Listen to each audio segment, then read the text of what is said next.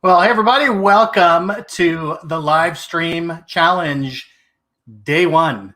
And I'm Wes McDonald. I'll be one of your hosts for the next 10 days as we explore all of the facets of flat rate billing and the things that you need to consider for your business. We've been putting this together for quite a while now, and we're very excited to have everybody tuning in live. So Wes McDonald, for those that haven't met me, I've been in the managed print services space now for more years than I can remember. Long enough to actually start being classified as one of the old dogs. Not quite as old as the other host that you'll be meeting today. Ken Edmonds, how are you? I am fine, Wes. It's great to be here. I am looking forward to these next 10 working days. It is going to be so much fun. We have so much to share. And I am so positive that you're going to walk away from these next 10 days thinking that this was the best investment of 10 hours in your life. Do us a favor, put in the comments where you're watching from so we know where all of the people that are joining us are. We're looking forward to seeing the variety. Yeah, please make sure you do. That's one of the things that's different about this live streams versus just regular presentations is that you get to have a voice. So the only housekeeping is that when you feel like making a comment, do so. And so one of the things I'll share right now is just a view of how global this has actually gone. And it's really quite fascinating when you think about flat rate, that this is not just something that's happening here in North America. And as you can see when the map comes up, that we are covered right now in so many different countries, obviously in the US, in Canada as well, South Africa, Saudi Arabia, United Arab Emirates, Australia, the UK, Norway, Spain, and France, and a host of other countries. So just really exciting to see now just how much traction that this model is getting around the world. And looks like we got a couple comments coming in. I'm just gonna have a peek here. All right. So Dwayne, thank you very much for joining us from Bellingham, Washington. Hopefully your weather there is as nice as it is here where I am on the East Coast of Canada. And Beth Jenkins, Arizona. Well, definitely your weather is nicer there than mine probably. So thank you very much for joining us in the stream today. And for everyone else, like I said, this is very casual. Just post your comments and we'll make sure that we, that we actually get them up there. All right. So one of the first things that I want to do, we couldn't do this without sponsorship, and I'm going to bring one of our sponsors in right now. So Keith McCurley, let me know when you see you there. Hey, Keith, how are you?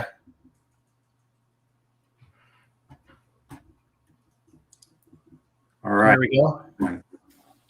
Well, welcome to the live stream. So one of the things that we couldn't do, as everyone that's registered for this knows, it's free. It isn't going to cost you a cent to go through these 10 days. And we would not be able to do that if it wasn't for the generosity of, the sponsors that help make this a reality. So Keith McCurley, I want to thank you for coming in today. You're both obviously with Clover Imaging and Depot International. And if you could just give a brief introduction for yourself and what you're doing in the marketplace. So yeah, my name is Keith McCurley, and I'm the general manager of Depot, which is the printer and parts division of Clover Imaging. So I manage that side of the business, and I'm also involved in anything that's MPS services related that Clover offers. So that's really monitoring and auto fulfillment and sorts of things. We are not wholesaling pages anymore, but we still work with our dealers to do fleet analysis, and we offer refurbished printers and new printers and just help them lower their cost and increase their margins in their MPS engagements. Yeah, and I will say that one thing that's really cool is that Clover, has been at the forefront of this initiative, right? So years ago when I was doing the seat-based billing roadshows, Clover was one of the first to jump in and help with their expertise there. So, leading the marketplace for that. And I keep seeing you lead the marketplace because with Depot International now, when I was on your website, it's no longer talking about just printers and printer parts, but about some other things in the managed technology space, right? So what are you doing there? Yeah, so we've always had access to HP Inc.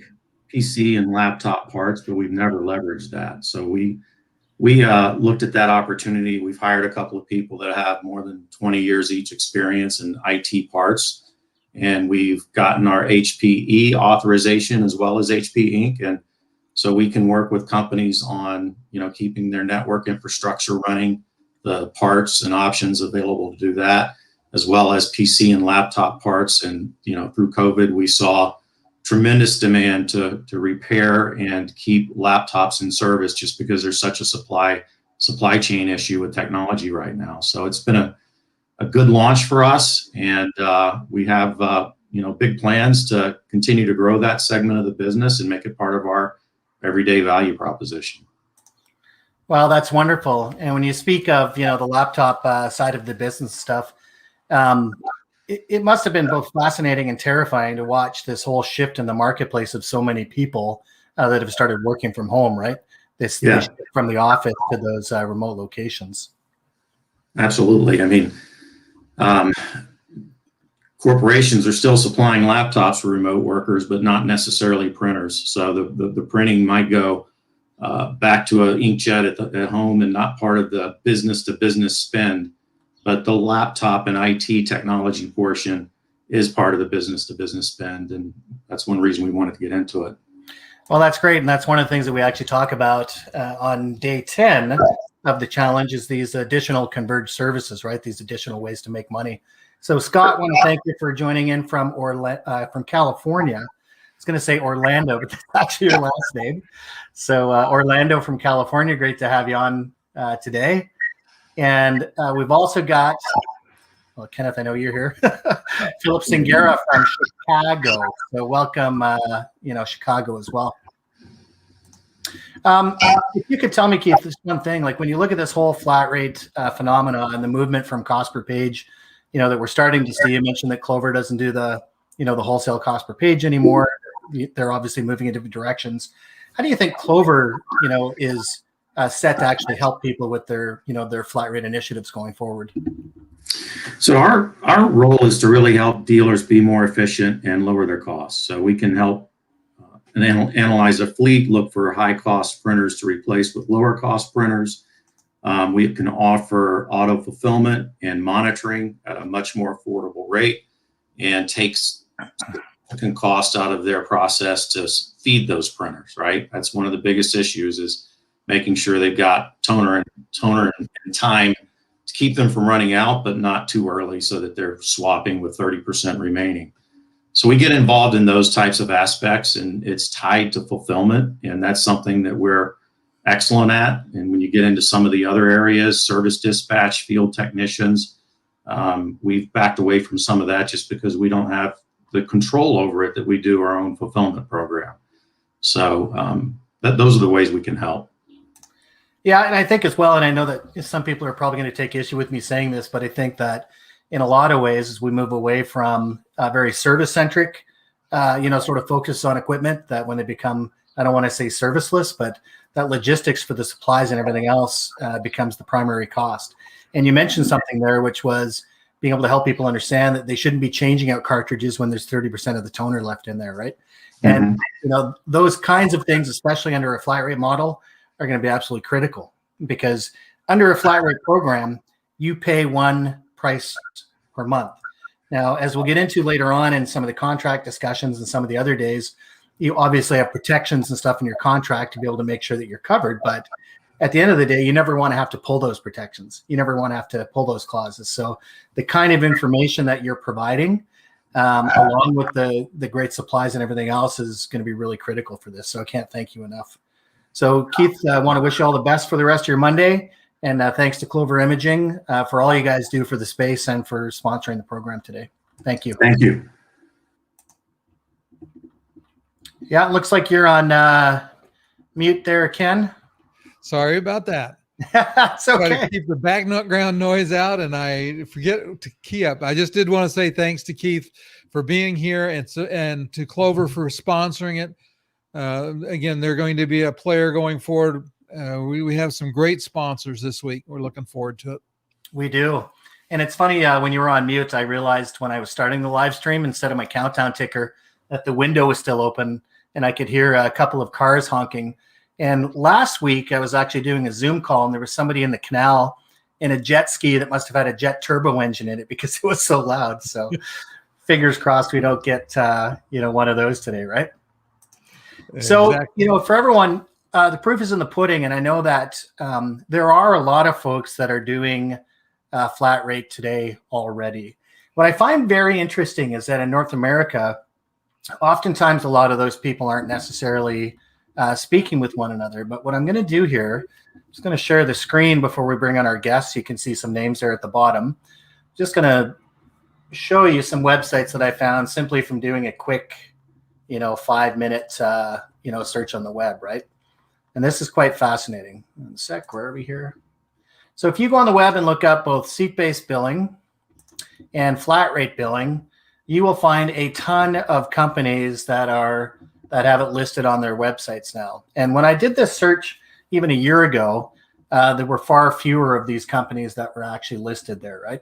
So although seat-based billing and flat rate billing may sound to some people like something that's new and audacious and super creative, the truth is it has entered our marketplace and isn't going anywhere. So we're a lot quieter about it on our side of the pond, but certainly if you look out there, the manufacturers now, I know that Konica Minolta actually started showing off with their one rate program. They were one of the first OEMs to splash in the marketplace with their offering. And of course now, Xerox and others are, starting to do the same kind of thing, right?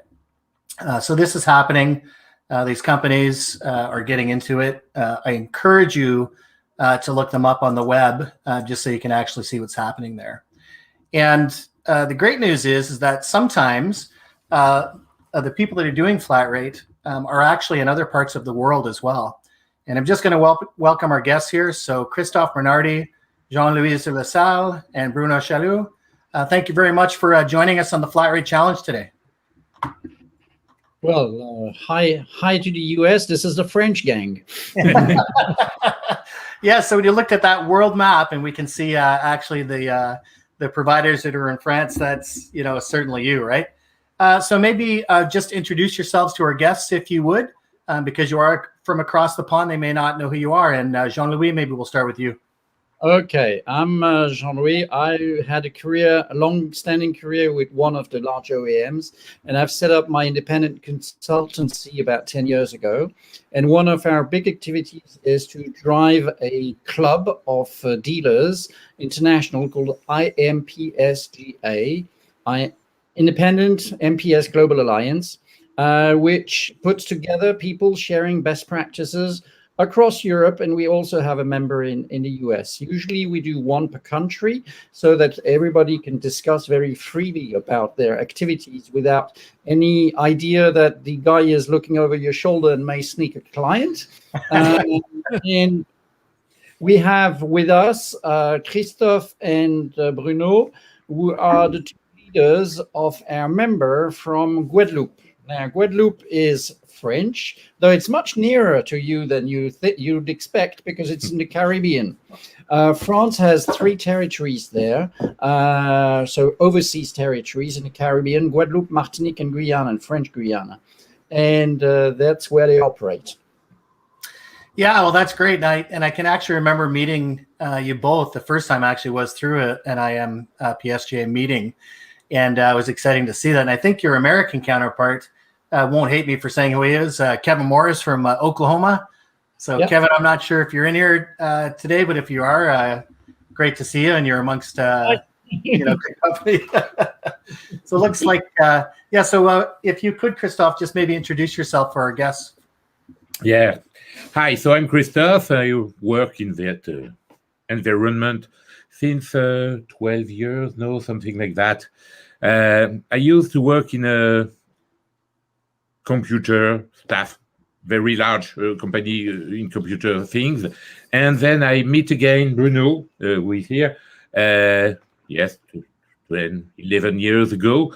And he was talking to me about his business model, about flat rates and the way of he see what customers really need about print services and what he used to need about print services, and the vision he got about how to do that job clearly at a low cost, helping the customers and doing the right job at the right price. So I decided to work with him, and since that, I'm very happy because he makes a good job. Yes, I love to hear that. And I remember you presenting on what you were doing with Flatrate at the time. And I found it very exciting because a group like Jean-Louis has put together with non-competitors and being able to share best practices, it's so important. It's wonderful, and it's great to see the success that you're having there. And it looks like we do have one more comment here. Oh, Anthony Chen, welcome from Roseville, California. Good to see you, Anthony. And I know for a fact that we'll see one of your people back in the live stream in a couple days here. Mm-hmm. That's out of Norway, isn't he? Yeah. All right. So one of the first questions I want to ask, because I know that everyone that's looking at the model is going to be interested in this, but what got you started in the first place? Now, I know that you did mention, obviously that Bruno kind of invited you in to talk about it, but for that interest, what sparked you at that time to say, you know what, this sounds like a good idea to move into Flatrate? Well, there are two things. One is a tax element, which is linked to the overseas territories. And the second one is providing, as Christophe just mentioned, is providing the proper service to customers. So the tax thing, to go quickly, in order to support these islands, and they benefit from a more active economy, the French state allows you to invest with a significant tax reduction on investment, which is one of the drawbacks. So what Bruno has very cleverly done is, because a print shop was recognized as an industrial activity there. So kind of each machine becomes an independent print shop located at the customer premises. Wow. Okay? And that was agreed by the fiscal authorities, but it has some elements that you need to understand. You cannot lease the machines because they still need to be, you need to own them. So it's pretty capital intensive in that sense. And you have to provide a full service. It's really printed pages, period. But it serves a very good benefit for the customers because then it's extremely simple. You take, like a mobile phone subscription, you take 500 pages, black and white, A4. End of discussion. And this costs so much. And the rest is entirely owned by the dealer, by Odire.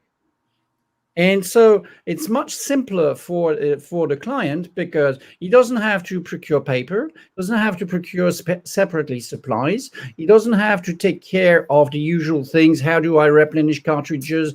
How do I waste or not waste 30% in the cartridge? Not his problem anymore. Massive simplification. 12 invoices, always the same every month. And then there is a 13 invoice for the excess pages, which is done at year end. Intense admin simplification. So it serves, there is a tax benefit behind, but it also serves really helping the customer having print being simple at the right price. Yeah, I love what you say there about these 12 predictable, monthly invoices, right? And that there can be a true up, if you will, at the end of the contract. And that by no means changes the fact that it is a Flatrate contract.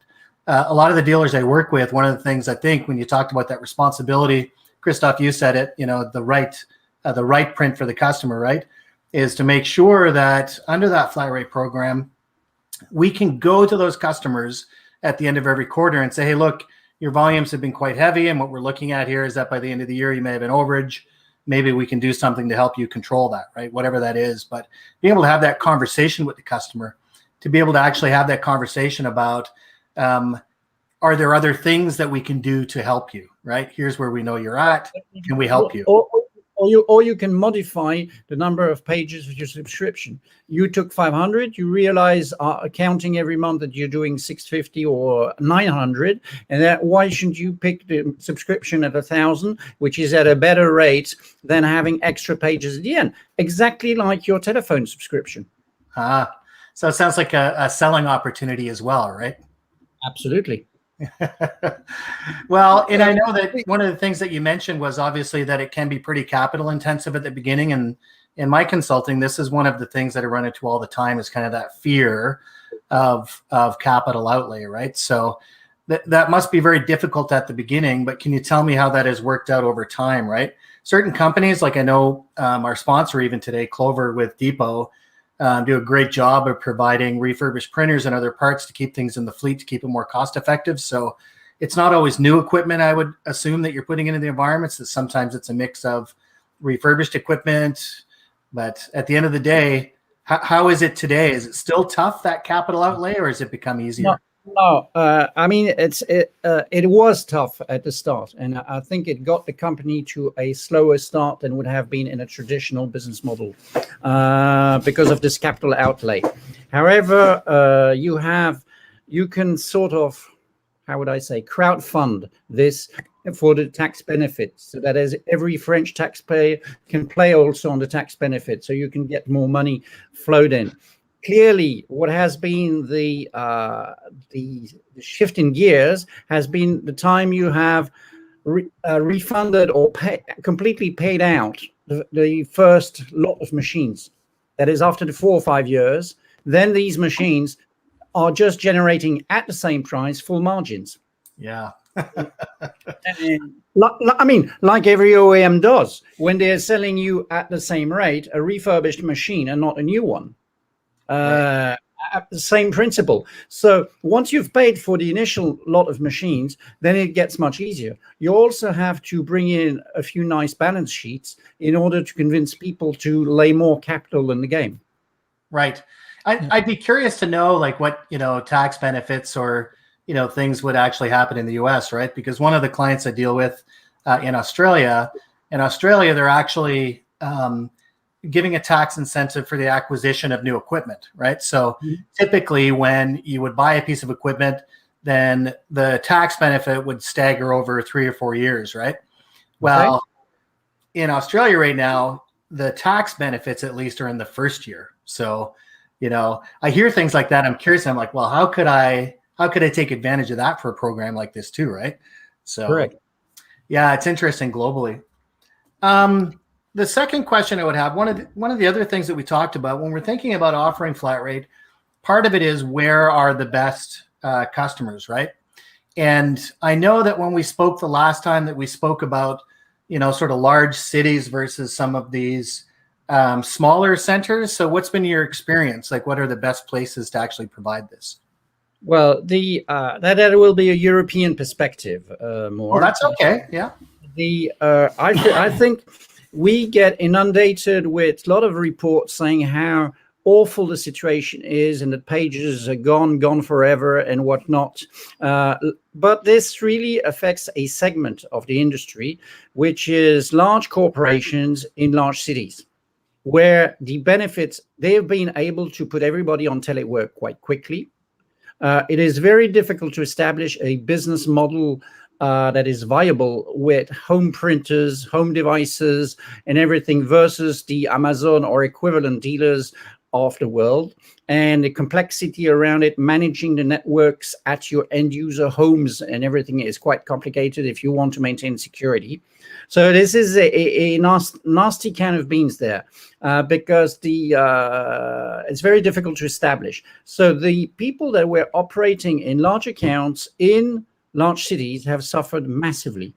But what I see is in medium-sized cities or smaller cities with medium-sized and smaller accounts are doing extremely well. I'm sure we could also put a slant on certain vertical. Of course, if you were selling massively to hospitality, you are in a disaster zone currently. I think that's globally. Yeah, absolutely. But on the other hand, if you have a balanced portfolio of customers and everything, don't put all your eggs in the same basket. It's a very old saying. It works for printing too. Yes, it does. And when I think about it, when you mentioned that, obviously in the urban centers, that these companies had much more flexibility to kind of embrace the remote work situation, everything else, that there are different things to sell them. And I live in a smaller center myself. And they can deploy very easily electronic signatures of sorts and everything, because the large accounts are pretty well equipped to run a project quite quickly. They know how to do that. They do that every day. Yeah, I think one of the the fears here was that when the pandemic first hit, people were really hoping that if they kind of mastered the remote office, that they'd be able to make their money back on the printing that was done in those home locations. That simply didn't materialize, right? It's very difficult to support because, I mean, if you're going to make that a part of your network, you need to modify significantly the way people operate at home. Because their routers are not very secure. Maybe the printer is shared with the rest of the family, and it gets messy. Right. And certainly if there's anyone that is watching today that wants to post their comments and where they're seeing marketplace success, if it's with larger customers, smaller ones, particular verticals, then by all means, certainly share that in the chat. And I would say that I promise I won't share it, but we will share it because we're going to share it in the live stream here. One point before we go to the next question, which is important, I want to remind you, and the audience, is flat rate saves you from the disaster if you were operating in a place, in a segment, in a location, in a vertical where this black swan of COVID happens. Right. I mean, it can be the difference between being bust and being still alive around. Yeah, I was speaking with a lot of dealers in the US side that were at the time, certainly seeing volumes drop off the cliff, right? So losses of 70%, kind of on average from dealers I was speaking with. Now, fortunately, the economy is bouncing back, but that's at least a year of revenue, which was in jeopardy and peril. And Christoph, I remember the first time when I was speaking with you about it, when you were sharing with, the group in Europe, that you didn't see those kind of cliffs, right? That you had a stable kind of revenue. And that's probably a good segue into what would be my next question is, how pandemic proof, was the flat rate model for you? Because I've heard some people say that every customer will come back and say, oh, I just want to cancel my contract. But how did it actually work in life? Tu vas peut-être le dire pour moi, c'est relativement simple à partir du moment où on a un contrat. Excuse me, so I'm not as fluent in English as I that's can. okay. So I ask to Jean-Louis to translate. Sure. So basically how pandemic proof was the flat rate model? Okay, basically, because you have a contract in place, people cannot move out that quickly. They are tied in by the contract. So what may happen is, if they really experience a drop in page, then they can move. There's a periodical review per time where you can say, I took 1,000 pages per month, but now I only want to have 500 or 800. And there was a lot of worry because there is a lot of touristic activity in the Caribbean. And so the issue of travel. Now, what happened is, because people in France were prevented for all the various reasons we all know to travel to many places. Yeah. In fact, they travel to the French overseas territories because it's still part of France fully. Wow. And therefore, they were able to get there. I can tell you what happened is, after 3 months of tourists, they got the disease on the islands, which they didn't have before. Yes. So it's kind of mixed feelings on this. But the net is that the hotels and the tourist activity had some activity. And when we talked, the initial call we had a few months ago, the guys were quite worried that because they would get the 12 monthly installments of revenue, but maybe the 13th one of the extra pages would not work, and which was kind of their supplemental margin. That was the nice bit in it. But I mean, your business can survive if you've got all your costs covered through your 12 installments. I mean, it's bad luck that you missed the 13th there. But in reality, it did not happen. And the page counts were there. So the 13th one came in and they're quite happy with themselves, and they're buying me dinner tonight. Yeah. And I love to do that. Is that the other thing with the flat rate model is that you have this ability to be able to let the bad times kind of peter out through the middle, and when things pick up again, that you have that level kind of platform for the entire term, right? Yeah, right. Which is really nice. Hey, one more question for you. So when it comes to the equipment, like you move in, I know, because I think in our call we talked about the fact that I looked at it kind of akin to either a FedEx or a Kinko's model. So for those of our friends in the US, that when you think of a place where you would go to have your printing done, right? And that basically the tax benefit allows you to do that in some of those Caribbean countries, right? To be able to put the printer in the location. So what do you do with the old equipment? You buy it back? Do you repurpose it? What do you do with it? The rule is pretty simple. We are in France, so we comply to European legislation fully. Yeah. So basically, devices are recycled according to the official procedures that are in place there. Though this is for brands that we do not carry. But if we have products that come within the range, because one of the ideas of the rationalization was the flat rate allows you not to discuss too much the brand you're putting in. So you can rationalize what you're offering to the customer in saying always the same kind of devices. So those devices, if you find some of them, you can strip them down for spares and what's needed there, and reuse them for spares, because you don't have any obligation under the flat rate. You're providing pages. Right. You put whatever is needed so that it works, but it doesn't have to be a new part. Who said that? Yeah, we're going to cover that when we get into kind of the servicing side in a couple of days. But that's one thing I absolutely love about this model is that alignment for both customers and dealers saying, hey, look, we're going to make sure that equipment works. Could be new, could be a used part, doesn't matter. Because at the end of the day, we're responsible for it on that page program. Right. And it would be a terrible thing for us to put a device in there that's crap, because the more it breaks, the less money I make, right? Like, so this whole idea, this alignment of saying, just, you have to trust us, because believe me, if we don't do the right thing, we don't make any money. And that was the initial story behind MPS, was to get that alignment in place. And never happened. No. Yeah, it's fascinating when you think about it, right? And that's one of the things when I'm helping to build sales decks for people that are selling against traditional, managed print models. It's actually quite easy, right? Mm-hmm.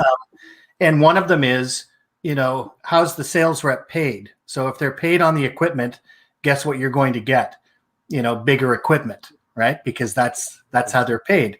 If they're paid on the MPS deal, one of the models I like, and we're going to talk about this on the compensation day, is that they're paid on the deal. So if they're paid on the overall deal, then it has to be the right deal, because under a fly rate program, they can't sell it unless it's approved by the company that's actually going to be providing it, right? Because if it doesn't make sense, you're not going to allow it to go out the door. So there's this beautiful alignment that happens, right?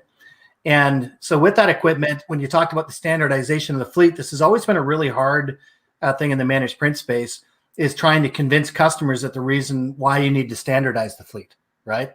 And, the reason being, especially under a flat rate program, one of the examples I always like to use is if you look at Southwest Airlines was probably a really good example, that years ago, they standardized on one type of jet, right?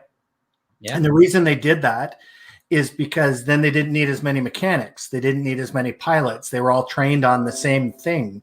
And that standardization with that economies of scale, that's how under a flat rate program, I can actually offer you a better offering, because it's standardized, right? And if Correct. it's going to be supported in something, I'm taking all the risk here.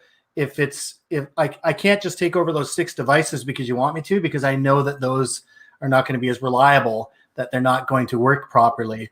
I will only put my name on this flat rate. And I know that a lot of dealers that offer this will actually say to the customer, it's okay. I mean, if you don't want the flat rate program, then we can offer you our cost per page, right? Like as a secondary offering. So yeah, really fascinating. Also, the idea is for the dealers is to resist the latest promo of each one of the OEMs that every which is like a swinging door there, because then the fleet you're managing gets complicated.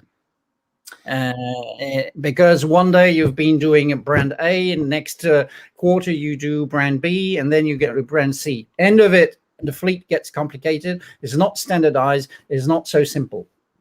Yeah, it's true. I can remember years ago when I was actually the managed print specialist for a large organization in Oakville. I won't name names, but there was a promo that was going on for about 6 months because they were trying to clear out certain devices from a certain manufacturer which weren't ink-based or toner-based. They use another type of material, let's say, to put toner on the page, and they were terrible, right? Like anyways, it was a nightmare. But because they were on sale and the reps were getting paid their spiffs, they sold a ton of it. But guess what happened for the next 9 months to 3 years, right? They were saddled with the complaints, the service costs, everything else on that, type of equipment, right? So, yeah. Hey, listen, if you had one piece of advice, I mean, you're quite far ahead. You've been doing this for years now. If you had one piece of advice for those that are actually looking to get into flat rate, what would that be? So I've asked Bruno that question because he's the owner of the place, and he said, have a good CFO in place. You need a lot of attention to detail. For example, if you have, say, 500 devices out there, and you have, in the example you picked, 30% of toner in the cartridges, who does that belong to? How do you account for that in your books? Because in reality, under a flat rate, it's yours. It's the dealers. It's not the customers. So you have to have some good accounting mechanism in order to say, well, this is something I did not employ, therefore it goes in my profit and not in my losses. And you have to switch your mentality around the way you're doing the P&L there. So have a good accountant, pay a lot of attention to detail. For example, there could be one extra cartridge next to every device, just to make sure it flows. Who does it belong to? How do I make sure I keep it? Because I own it, and therefore I should keep it safe. Yes. So he was giving me the numbers. When you add up on 1,000 or 2,000 devices out there, you've got 1,000 or 2,000 cartridges out there. And that's all your capital sitting out there. Yes. Aging. And it must be insured. It must be protected. It must be everything. It's your stuff, not theirs. Yeah. Well, and that leads me to thinking that, one of the other things that we, speak to is that this idea that under a flat rate program, probably the biggest mental shift is that everything is now a cost, right? So when you used to look at color, for example, as being a revenue opportunity, well, now it's a cost. It's sitting under that flat, rate. So you don't want them bringing too much color and, burning the profitability of that. The equipment is also a cost. So you want the right piece of equipment in there. And I've actually built a calculator, which I use with my clients, which actually showcases, using the right device in a flat rate offering versus one that's too big for it, the one that the sales rep wants to sell, and how that affects the overall profitability of the contract, right? So, yeah, so get a good CFO. Well, I really appreciate that. And I can't thank you guys enough. You're really knocking it out of the park in that side of the world and always willing to share, which I think is so important for industry. So thank you so much for coming in today and sharing some of your insights with how your program is going in France and on the other side of the world. So thank you so much. You're welcome. Okay, take care, guys. As you continue to work through the afternoon, for us it's 8 p.m. or 8:30 p.m. So we'll think of you while we have dinner. Yeah, so I'll be sad having this cup of cold coffee while you can actually have a glass of wine. All right, salute, cheers. Oh, that's great. It's always a ton of fun to be able to get them on and so knowledgeable. So, Ken, it's amazing when you think about how far along, in the flat rate journey, some of these companies already are, right? So it is. And they said one thing that I really like, and you picked up on it, is the fact that once you own the equipment, you can put the right device in. And that makes such a big difference. The other thing that happens is once you can standardize the print fleet, and it reduces your car stock. We'll talk more about it when we get into service, but it simplifies car stock. It simplifies training, but it also makes supply management easier because if they have 500 of one device, you may have a couple of spare cartridges rather than 500. They have 500 different devices. You got to have 500 spare cartridges. And that, as you were talking about, that ties up a tremendous amount of capital that we need to try to keep in our bank so that we can do more things. Yes, absolutely. I was gonna say there were just so many interesting things they shared. Yeah, Christina actually had a question directed to on the flat rate model. So is there an option where the flat rate model is only applied to the service on customer-owned equipment? And the answer there is absolutely yes, if that's, the kind of offering that you want to offer, right? The one caution I would still put in there, and I love that Jean-Louis shared the fact that, you should have a really good accountant or a finance person involved with that, is don't say yes to every device. And a lot of devices are actually going to cost you more servicing over time, especially if you don't know how they were maintained or taken care of, et cetera, right? And one of our flat rate partners actually does have an application that they deliver.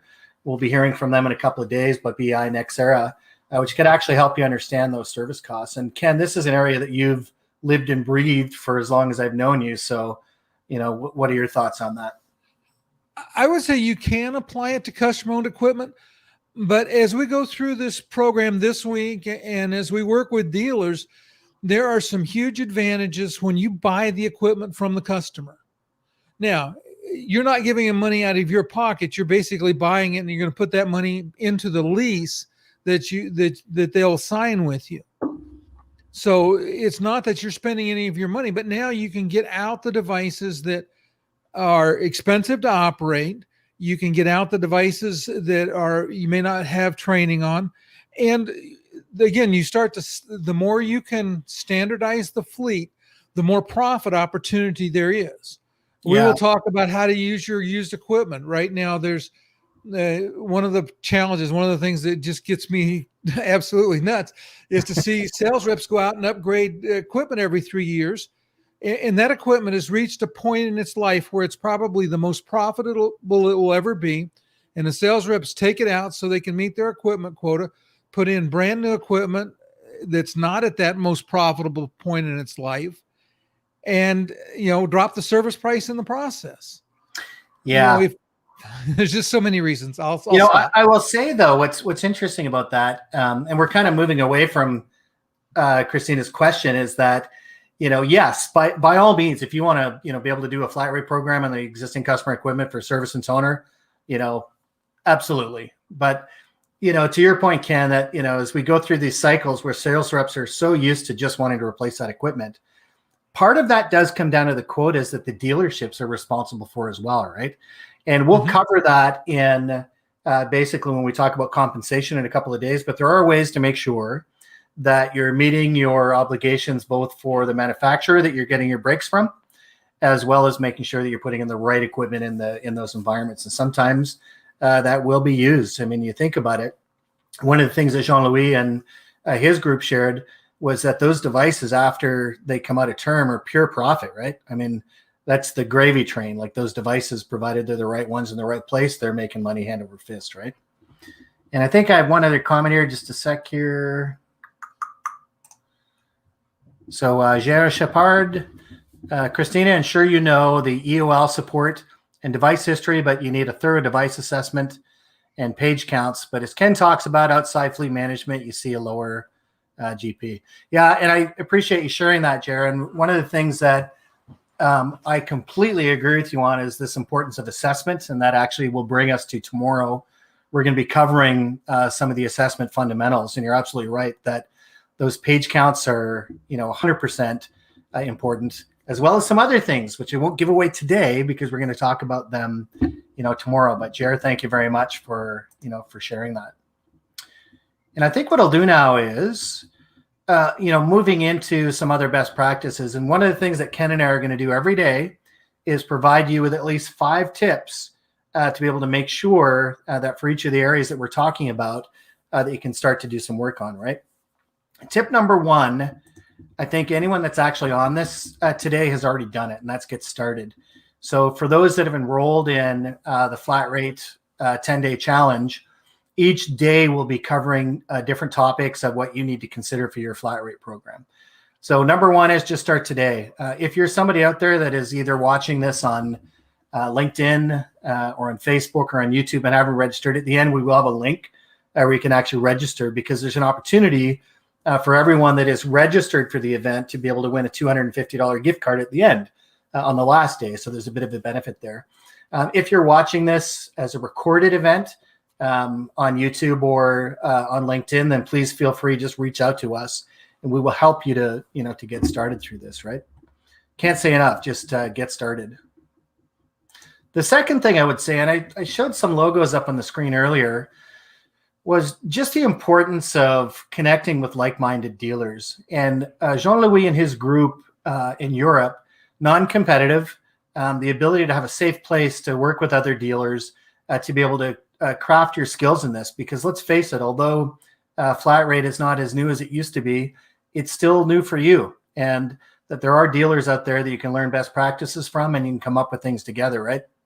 One of the things that I love about, when Ken and I work together, we do a lot of brainstorming and batting things around and coming up with ideas that we wouldn't have had on our own, right? And that's really important. So as dealers, you need that too. And Ken, like we have our group for that, right? The flat rate group on Facebook, it's private. So you can come in there and it's a safe place where you can, share some of your ideas and stuff, right? Yeah. And I want to say, and this will be a surprise to Wes. He doesn't know that I'm thinking this, but that's okay. I do think that as we start, I do think that as we start to build up numbers of dealers that are enrolled in the academy, that we will find and create safe spaces where you can work with non-competitive dealers.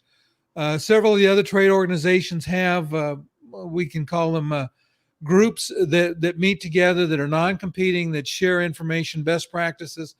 And Wes and I will work together with our dealers that are going through the academy to build these communities for them so that they can have the opportunity to interact and learn from each other. Because what happens, and I saw this when I worked as a service manager for the manufacturer, going out and supporting dealers, is everybody was reinventing the wheel because nobody talked to anybody. But you've got to have a safe space where your competition isn't listening, or you can't have the conversation. So we'll work to try to create these environments for you. Yeah, and look to your, the groups like the MPSA, which I'm the president of right now, or the BTA or SDA and these other groups, right? That oftentimes they will, have opportunities for you to be able to learn about things like this. And I know, Ken, that we've been speaking with some organizations to be able to speak potentially in the fall at these. And I love those organizations. I know that at the MPSA, the one thing I've always appreciated about it is that even if sometimes I have a competitor that's working with me on an initiative, that goes away, that you're really doing it for the benefit of, whatever the thing is that you're studying or trying to get better at. Yeah, so really good ad. Just make sure that you get involved in those, and Ken and I will do our best, to help you to do that as well, right? The third thing I would say, and this is interesting if people want to comment on this, what flat rate models in the world have you already seen? Like, what are you learning from, right? And that's one of the things, is that this isn't new. And I tell people this all the time, Ken, is that, I really basically, the first time I was even thinking about this seriously was with a friend of mine in Toronto, and we were having a beer and we were talking about, the plight of the industry. And this was many years ago, like kind of the writing was already on the wall for the race to the bottom, if you will, how tight the margins and stuff were. And the one industry that came up was some work that he'd been doing with managed IT providers, saying, oh yeah, these guys are great. They're revolutionizing the space. So instead of just doing break fix now and, making margin on the servers that they're selling and everything else, they're just selling the service stack. Like, they're managing everything and they're charging a flat rate for that every month. And it's really cool. It's kind of revolutionized their space, right? And that's, kind of when the light bulb went off, right? That was an area that had, physical things. So for anyone that's out there today, if you've seen other ones, right? What are some flat rate models that you see out there, Ken, that already exist that people can draw inspiration from? Well, I will share an industry. It wasn't on your list, but I will share one that strikes me, and it moved from the per use model into a flat rate model, and that's Netflix. Oh yeah, of course. You used to pay by DVD that you rented, or you could have a subscription and have 5 at a time. Now it's just unlimited. You can have as many as you want. You can watch 24/7. Yeah, there's a really good documentary, not to go sideways on this, but on, of all places, it's on Netflix, but it's called The Last Blockbuster. And if anyone gets a chance to watch that, I will share a secret. When I was in my youth, I actually worked at a Blockbuster Video in Aurora in Canada. So I was going through that. I was remembering everything. But going from that shift, the transition, I can remember the transition when they actually started mailing DVDs in the mail. You remember that? So you could, like there wasn't, unlimited streaming, but they still give you a flat rate because you got 5 DVDs. And until you mailed back 3, they wouldn't send you 3 more. Like that was basically your subscription, your flat rate, right? So they're very creative about that. And what I also find fascinating is that they deal with consumables just like we do. And a lot of people say, well, it's not a fair comparison because they don't have toner. And I will say that they do have consumables, because the other part of the world I worked in before I came into this crazy world of managed print was data center management and bandwidth. And you paid for everything. So to get a T1 connection from your office to another place, originally you had to pay for what they called the last mile, which was basically the connecting it to the CO point. And that was mileage sensitive. So if you were 3 miles away, it cost you 3 times as much as, if you were a block away. And then you had to pay for the data that you were using. And then you had to pay for the speed that you were using. And companies like Netflix and others that are buying all that stuff today still have those consumables. They're still paying for that, even though we don't have to, right? They've just figured it out. And I really like what Jean-Louis said. Again, it ties back into this. You need smart financial people, right? They've run the numbers. They've looked at it and said, yes, we can do a flat rate offering if we do this, this, and this. So looks like, hey, Sam, good to see you there. Sam is one of the best in the business. I can't wait till I can actually see Sam at an event again, hopefully coming soon. I think my first one is booked out in October.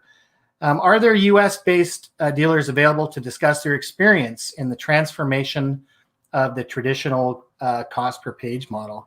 And that's a great idea. I would love to bring some of those together. So for anyone that's watching this, you can message us and we'll certainly put everyone together, right? Let's see here. Oh, here's a fun one. Christina says that Porsche USA has a subscription model. And that is something that we've started to see in the transportation market as well, right? Yeah. So instead of having a traditional purchasing a car or whatever, they subscribe for the vehicle. I wonder if that'll take off in the electric world. Yeah. It will be interesting to see. And I was going to say it's interesting because there are some major players that are doing that. To Sam's point, a good example is Marco. They're the largest dealer in the United States now. They have a very robust flat rate model. And in fact, some of the things that I will suggest along the way are things that I see them do and do very well.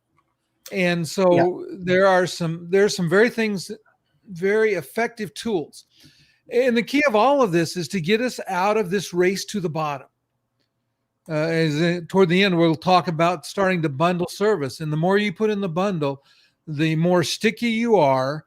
And also, the less your competition knows about how your pricing model looks. It's true. And those 2 factors are huge in becoming profitable again. Hey, Kate, I'm going to move into point number 4. And this one is always the hard one to swallow, right? Because, early on, I know we've seen this even when we're working with dealers that were moving into converged services, which we'll talk about in day 10, where you're experimenting. So say, well, let's give it a try. We'll get one of our sales reps to do this part-time and, maybe we'll, get a glossy ready to send out to customers, but don't put it on our webpage yet. You have to invest. And as you used, your example of Marco, any of these large companies that have already done this, that they'll tell you those 3 things, right? You got to invest time. And everyone that's involved in the live stream today is giving us some of their time. Ken and I have invested an enormous amount of time as well. You got to invest money. You got to be prepared to spend some money to get this program off the ground. And you've got to invest in the people to do it. I would argue, I think that the rebirth of the MPS specialist is upon us. Only this one's going to be the flat rate specialist. That whoever you get involved in promoting this program needs to do it like their livelihood depends on it. And the only way that's going to happen is if it actually does. So this investment in the time, people, and the money. And, Ken, we were discussing this earlier too, right? So any business, I have never seen one. I don't know why this magic rule applies, but any business that I've ever seen someone start generally takes about 3 years before it's actually starts to feel good, right? And that's it. You heard actually Christoph earlier speaking about it, that those early days for their program was challenging, especially from a capital perspective. But after 4 years, like every time I talk to them about their program, it's just they're grinning from ear to ear because of how well it's done for them, right? But it really is that time investment. So I don't know if you want to add to that at all, but I'm a big believer in just get ready. It's not going to happen overnight. Yeah, and part of it, and that's part of why we're doing this, is part of why we have the Flat Rate Academy, is building out the plan. This is not something that you do as a knee-jerk reaction. Well, Joe's doing it down the street, I'm going to do it. But we'll walk through the 9-step process with you during this week. Yeah, there are pieces that you've got to do in a certain order to try to make sure that you get the foundation laid, because this is a business. Once and the gentlemen from France were a perfect example of that. Once they got the foundation laid and they got the system in place and things started to work, all of a sudden it turned into a cash cow for them. And we're going to share with you how to do that yourself. And you want to pop up Jim's quote there? So I wanted to speak to this, Jim, and I know Jim. He went through a couple of my classes. And the answer to that, Jim, is once you blend just a little bit of something else with this, then it becomes where they can't. They just don't know what you're charging. And what I would say how is, you built it. Yeah. That's the critical thing, is that they don't know how you built the price. So what I would further add to this, Jim, is that when you say, how do you defend against the super low cost per page? Well, if the only thing you're talking about is the page piece, then, maybe that's a deal you walk away from, right? It's a great opportunity to filter it as well.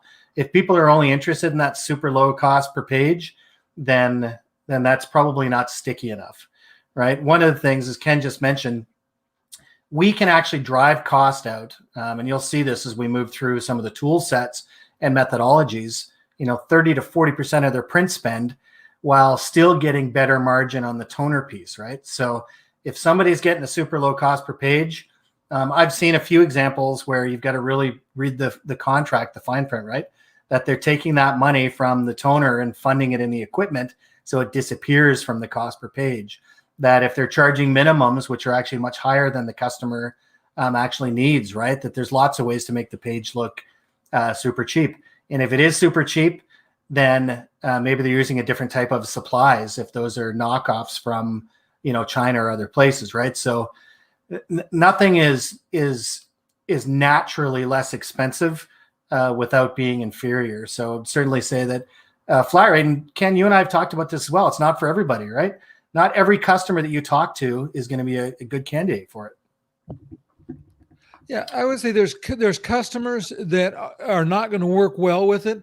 And there are going to be deals you walk away from.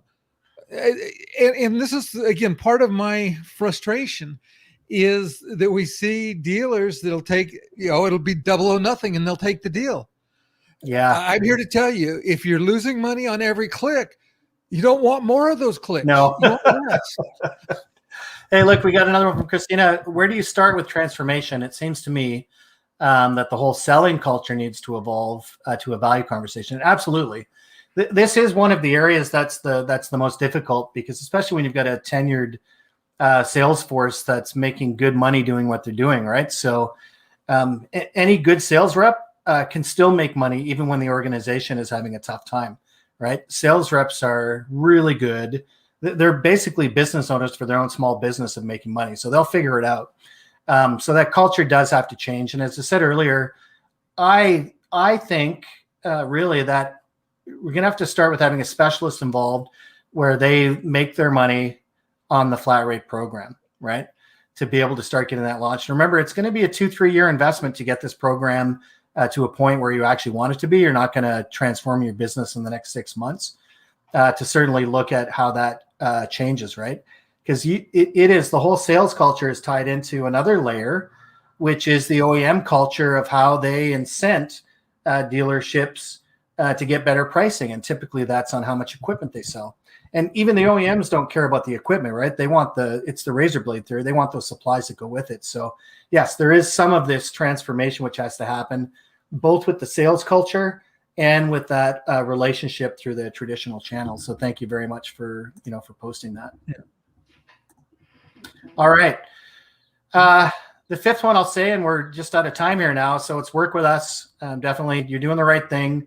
An hour a day, that's all it's going to be. And at the end of 2 weeks, you'll have 10 hours of experience and learning, which you'll be able to apply to your program. And you can actually register if you haven't done it already. I'll put it right here. And I'm not sure if you have the link in there. Let's see here. There it is. And while you're doing that, let me just add, if you're watching this as part of the membership group, down at the bottom underneath the video that you're watching, there's a button that'll let you sign up to schedule a call. Yeah, right down below. And because this program involves a lot of time and energy on our part to help you be successful, we have a limited number of slots available. Now, if you don't get one of the eliminated slots, the limited number of slots, we will make a waiting list.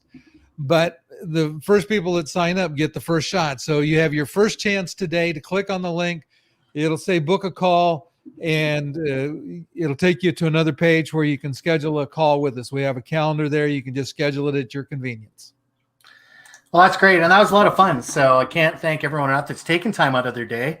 And to Keith and Clover for sponsoring today, for Jean-Louis, Bruno, and Christophe for sharing some of their experiences, and for everyone that's contributed through the questions and the comments as well.